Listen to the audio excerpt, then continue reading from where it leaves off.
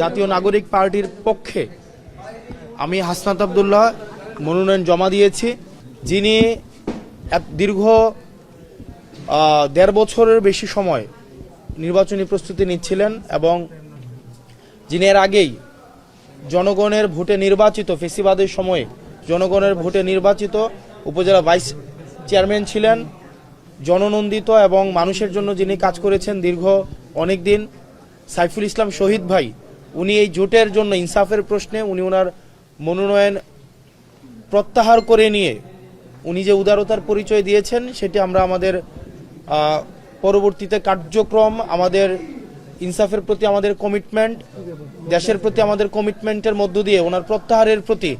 আমরা আমাদের মর্যাদা অবশ্যই রাখবো ইনশাআল্লাহ। উনি যে উদারতার পরিচয় দিয়েছেন, আমরা বিভিন্ন সময় দেখেছি বিভিন্ন জায়গায় মনোনয়ন প্রত্যাহার করার ক্ষেত্রে বিভিন্ন ধরনের জটিলতা তৈরি হয়। সেক্ষেত্রে দেখা যায় নিজের যেই পরিশ্রম ত্যাগকে বড় করে দেখা হয়, কিন্তু আমরা দেখেছি যে উনি দীর্ঘ ১.৫ বছরের বেশি সময় ধরে উনি দেবিদ্বারের পথে প্রান্তর এক প্রান্ত থেকে আরেক প্রান্ত ছুটে বেরিয়েছে। আমরা জানি যে একটা নির্বাচনের জন্য এই পরিশ্রম কিন্তু অনেক বেশি, কিন্তু উনি দুইবারের জন্য ভাবে নাই। এটা আমাদের জন্য আসলে